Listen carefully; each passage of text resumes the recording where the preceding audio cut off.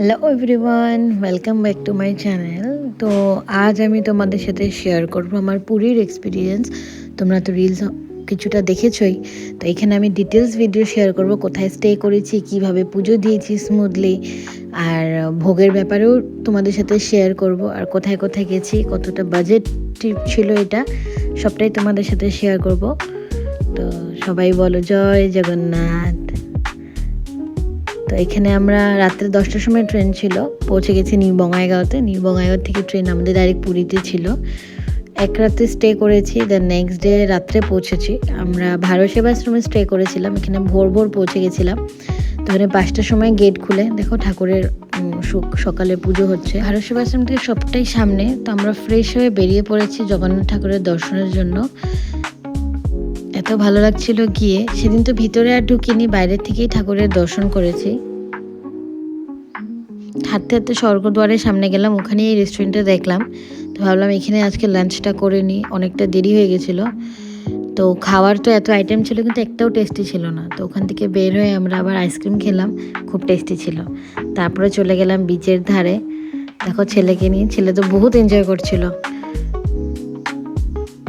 তারপরে দেখো beach special, কে কোনটা মাছ ভালো পাও আমাকে কমেন্টে জানিও। তারপর অল্প ঘোরাফেরা করলাম, তারপর আমরা রুমে চলে আসছি। ওখান থেকে সব কিছুই সামনে, আর ভারত সেবাশ্রমের রাতে 9টার মধ্যে সব বন্ধ হয়ে যায়। তো নেক্সট ডে তাড়াতাড়ি সকালবেলা উঠে সেদিন আমরা মন্দিরে পুজো দিতে গেছিলাম। তো আমাদের পান্ডা এখান থেকেই ফিক্স করে দিয়েছিল, খুব নমিনাল চার্জ নিয়েছে। খুব পান্ডা নিয়ে দর্শন করবে, দর্শনটা বহু স্মুথলি হয়, সবাই তো সেটাই বলেছিল। তো আমরা বেরিয়ে পড়লাম টোটো নিয়ে। 100 রুপিস নেয় ওখান থেকে মন্দির আসতে। তো এখন সব জমা দিয়ে তারপরে মন্দিরে ঢুকতে হবে। তখন অনেকটা কম সময় বহু সুন্দরভাবে দর্শন হয়ে গেছে। আমাদের পান্ডাটা খুব স্মুথলি দর্শন করিয়েছে আমাদেরকে। তো তোমরা যারা যারা পুরী মন্দিরে যাবেন তারা কিন্তু একদম ভোরবেলা উঠে যাবে, তখন একটু ভালোভাবে দর্শনটা হয়। পান্ডা বললো যে ঠাকুরের যে ভোগটা আমরা দিয়েছি সেটা আস্তে আস্তে বিকেল হয়ে যাবে। তো আমরা চলে গেলাম লাঞ্চের জন্য। এই ডলফিন রেস্টুরেন্টে গেলাম। আগের দিনে খাওয়া তো ভালো ছিল না, তো নেক্সট ডে গেলাম, দেখো কত কিছু আইটেম, কিন্তু এখানে খাওয়াটা খুব টেস্টি ছিল। তারপরে রুমে গিয়ে ফ্রেশ হয়েই আমরা বিকেলে বেরিয়ে পড়েছিলাম আরেকটা নতুন লোকেশনের জন্য। আমরা কিন্তু ঘুরতে গেলে একটু রেস্টটা কম করি, চাই যে সবটাই যাতে কভার করতে পারি। তো পৌঁছে গেলাম আমরা ব্লু ফ্ল্যাগ বিচে। বিচটাতে ঢুকতে 20 রুপিস করে টিকিট আছে, আর স্নান করতে গেলে আলাদা চার্জ। কিন্তু বিচটা এতটাই ক্লিন, ক্রাউড বহুতই কম ছিল, বহু সুন্দর, বহুত এনজয় করলাম। তারপরে আমরা পৌঁছে গেলাম স্বর্গদ্বার বিচে, ওখানে অল্প ঘোরাঘুরি করলাম।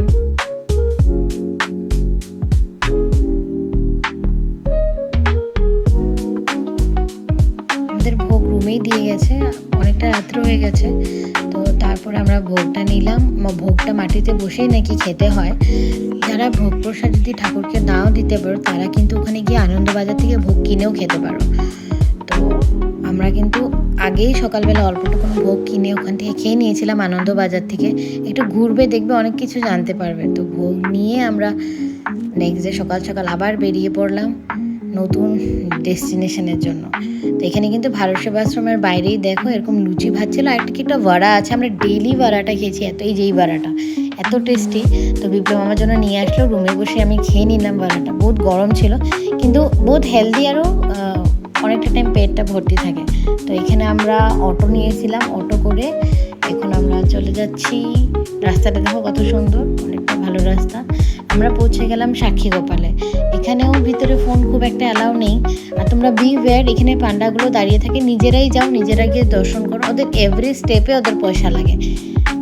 ওখান থেকে বেরিয়ে আমরা পৌঁছে গেলাম রঘুরাজপুর। দেখো এটা একটা হেরিটেজ ভিলেজ, এত সুন্দরভাবে এখানে সবাই কাজ করে। সবাই, ওদের এটা মেনলি এটাই কাজ। জগন্নাথ ঠাকুরের যখন রথ বের হয়, ওইটাতে যে আর্ট করা থাকে রথের মধ্যে, ওইটাও কিন্তু এই কমিউনিটির মানুষই আর্ট করে। তো তোমরা সবাই এই ভিলেজটা ভিজিট করবে, খুব ভালো লাগবে দেখে, বহুত ইউনিক একটা জিনিস দেখলাম।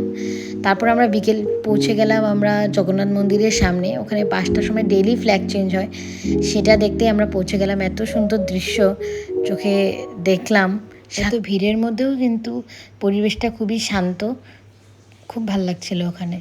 বিকালটা ওখানে স্পেন্ড করলাম। তারপরে আমরা ওখান থেকে বেরিয়ে পড়লাম ঘুরতে, মাসির বাড়ি পিসির বাড়ি। তো এটা মাসির বাড়িটা বন্ধ থাকে খালি জগন্নাথ পুজোর সময় খুলে। আর তারপরে দেখো এই জিনিসটা, এটার নাম টঙ্কা টোরনি, এটা ঠাকুরের প্রসাদ দিয়েই বানানো হয়। তারপরে এটা আমরা চলে গেলাম কি নন্দন পন্ড বলে কিছু একটা ছিল জায়গাটা, দুই দিকেই জল, পূর্ণিমার রাত ছিল। দেখো কত সুন্দর কাজ। গর্ভগৃহে ফোনটা অ্যালাউ ছিল না। এখানে পুরোটাই যা দেখছো সব হ্যান্ড পেইন্টেড। তারপরে বেরিয়ে পড়লাম, দেখো কত ভ্যারাইটি মিষ্টি। এটা কিছু একটা ছানার ছিল, খুব টেস্ট ছিল খেতে। খাবারগুলো কিন্তু খুব টেস্টি। দেখো আমরা চলে গেলাম তারপরে বিচে। এখানে কেউ একটা বানিয়েছে খুব সুন্দর জিনিসটা। তারপরে এখানে আমরা লাঞ্চ ডিনার করে রুমে চলে গেলাম। সকাল সকাল ব্রেকফাস্ট করে আমরা আবার বেরিয়ে পড়লাম। সেই দিন আমরা গাড়ি নিয়েছিলাম, তো এটা আমাদের পুরো একটা প্যাকেজ ছিল। কোণার্ক, ভুবনেশ্বর, আরও কিছু কিছু জায়গা এটাতে ইনক্লুড ছিল। পৌঁছে গেলাম আমরা চন্দ্রভাগা বিচ। এতটা খালি ছিল বিচটা, দূর দূর পর্যন্ত কোনো মানুষ নেই। সূর্যমুখী ফুলটা কিন্তু সূর্যের দিকেই তাকিয়ে আছে, কি সুন্দর লাগছে না? এখন আমরা পৌঁছে গেছি কোণার্কে, সূর্য মন্দিরে। কত পুরনো ঐতিহ্য, এত সুন্দর করে যে বানানো আছে। ছোটোবেলায় বাবাই 10 টাকার নোট দেখিয়ে বলতে, জানি সেই চক্রটা আছে এখনও। এটাই দেখতে গেলাম। দেখো আমরা পৌঁছে গেছি লিঙ্গরাজ মন্দিরে, ভুবনেশ্বরে। এখানেও জুতা, মোবাইল সব কিছু জমা দিয়ে তারপরেই ভিতরে ঢুকতে হয়। তো আমরা সুন্দরভাবে দর্শন করে নিলাম ঠাকুরের। খুব একটা ভিড় ছিল না, যেহেতু আমরা সকাল সকালে পৌঁছেছি। ওখান থেকে বেরিয়ে দেখো এটা একটা ডাল বড়ার মতন। ওখানে গিয়ে খুব নতুন নতুন জিনিস ট্রাই করলাম। তারপরে খেলাম এই লাস্সিটা, টেস্টি ছিল, খুব টেস্টি ছিল লাস্সিটা। একটু মাছি টাছি উঠছিল, কিন্তু কিছু করার নেই, ভালো ছিল। তো নেক্সট আমরা পৌঁছে গেলাম উদয়গিরি, খণ্ডগিরিতে। এখানে আমরা খুব একটা উপর পর্যন্ত উঠিনি, এতটা রোদ ছিল। তো তোমরা এখানে দেখতে পারো, এখানে টিকিট সিস্টেম আছে, সুন্দর করে মেনটেন করা জায়গাটা। রোদের জন্য না আমরা আর ভিতরে ঢুকিনি।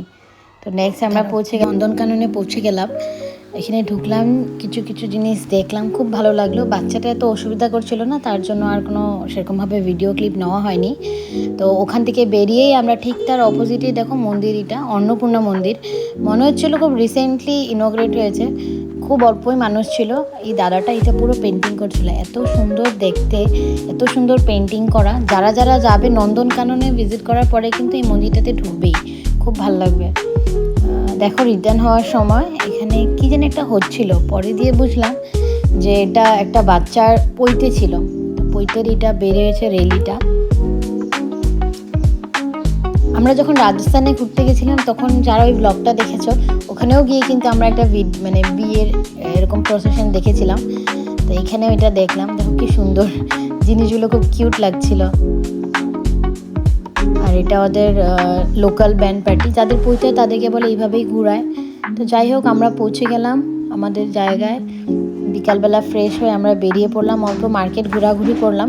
তোমরা যদি কেউ অথেন্টিক উড়িয়া খাওয়া খেতে যাও, তারা কিন্তু এই হোটেলটাতে ভিজিট করবে। খুব নমিনাল প্রাইসে খুব টেস্টি খাওয়া। তো আমরা সেদিনে রাত্রে ডিনারটা কিন্তু এখান থেকেই করে নিয়েছিলাম। মহালক্ষ্মী ভান্ডার এরকম কিছু একটা নাম রেস্টুরেন্টটার, ভালো ছিল। তারপরে একটু মার্কেট সাইডে একটু ঘোরাঘুরি করে, নদীটা কত সুন্দর না, গরম গরম মালপোয়া দেখে আটকে গেলাম। দেখো মিষ্টি, লাস্টে তো ডেজার্ট খেতেই হবে। নেক্সট ডে সকাল সকাল আবার আমরা বেরিয়ে পড়লাম নীলাদ্রি বিচ। আমরা কিন্তু সবগুলো বিচে সকাল সকালে গেছি, ক্রাউড কম ছিল, বহুত ওয়েল মেনটেন, এটাতে কোনো চার্জ লাগে না। কিন্তু এই বিচটা আমার সব থেকে বেশি ভালো লেগেছে, এতটা মেনটেন, এত অনেক কিছু বানানো ছিল বিচটার মধ্যে। কি সুন্দর অ্যাটমসফিয়ারটা, একদম শান্ত, কোনো ক্রাউড নেই। দাদুটা কি জানি বিক্রি করছিল, বল, বাচ্চাদের খেলনা। অ্যাজ ইউজুয়াল আমার ছেলে খুব এনজয় করেছে। বাচ্চাদের নিয়ে কিন্তু খুব একটা ট্রাভেল করতে লাগে, আমরা বহুত ট্রাভেল করি ওকে নিয়ে, যতটা পসিবল হয়, যতটা নতুন জিনিস ওকে এক্সপ্লোর করতে দিই। আমরা কিন্তু চিল্কাতে যাইনি, চিল্কাতে অনেকটা স্ক্যাম হয়, খালি বোট রাইড করায়, ওটা নিয়ে। তো ওইটার থেকে বেটার এই বিচটাই আমার লেগেছে। তো এটা আমাদের লাস্ট ডে ছিল, পুরীতে খুব মজা করলাম। তো এখন এখন আমরা পৌঁছে গেলাম ব্রেকফাস্ট করতে চৈতন্য চোখে। ওখান থেকে ব্রেকফাস্ট করে রুমে গিয়ে অল্প টাইম রেস্ট করে আবার আমরা বিচে চলে এসেছিলাম। সেদিন আমরা বিচে স্নান করেছি, তার আগেও স্নান করেছি। তো বিচে স্নান করার সময় আমরা ফোনটা নিইনি, ফোনটা রেখে আমরা খুব এনজয় করে স্নান করে নিয়ে লাঞ্চটা করে নিয়ে আমরা আবার বিকেলবেলা মন্দিরে চলে গেলাম, যেহেতু আমাদের লাস্ট ডে ছিল। ঠাকুর আবার দর্শন করলাম। তো আমার যে ভোগ খেতে খুব ইচ্ছা করছিল, তো বিকেলবেলা আমরা গিয়ে ওখানে আনন্দবাজার থেকে ভোগ কিনে আমরা ভোগ খেলাম। ওখানে সারাটা বিকেল ওখানে বসলাম। আমাদের ট্রেন রাতে 10টার সময় ছিল। তারপরে তখন শিবাংশ খেলছিল, সুন্দর মুহূর্ত আরেকদিন আমরা দেখলাম। খুব ভাল লাগে, ওরা উঠে ওখানে ফ্ল্যাগটা চেঞ্জ করে প্রত্যেক দিন এক রিচুয়াল, ঝড় তুফান যাই হোক না কেন ওরা কিন্তু এটা করেই। তো জগন্নাথ মন্দিরে আসলে তোমরা একটা বিকেল এই দর্শনের জন্য রাখবে।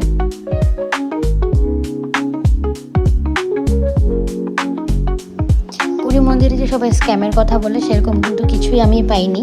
তোমরা ভালো জায়গায় স্টে করে পান্ডা ঠিক করবে, তখন কোনো স্ক্যাম হবে না। সকালবেলা ভিজিট করবে, নাহলে রাত্রেবেলা ভিজিট করবে। দুপুরের টাইমটাতে একটু ভিড় থাকে। আর আমরা যে ভারত সেবাশ্রমে ছিলাম, ওখানে কিন্তু পার ডে রুমের চার্জ 1000 থেকে 1200 রুপিস ছিল। ওখানে লাঞ্চও প্রোভাইড করা হয়, সেটা তোমাদের আলাদা করে কুপন কেটে নিতে হবে। আর এখানে ট্রাভেল করার জন্য কিন্তু তুমি যখনই টোটো ধরবে 100 রুপিস তো নিবেই। আর গাড়ি রিজার্ভ করলে 1000, 1500 অটোতে, আর গাড়ি রিজার্ভ করলে 2300, 3000 এরকম করে পার হেড নেয়। খাওয়া দাওয়া খুবই নমিনাল। পুরী ট্রিপটা কিন্তু খুবই বাজেট ফ্রেন্ডলি। তো আমাদের 3 নাইট 4 ডেজের এই ট্রিপটা ছিল। তো তোমাদের এই ভিডিওসটা কীরকম লাগলো আমাকে অবশ্যই কমেন্টে জানাবে। আরও এরকম ভিডিও দেখার জন্য আমার চ্যানেলটি সাবস্ক্রাইব করো। সবাই বলো জয় জগন্নাথ।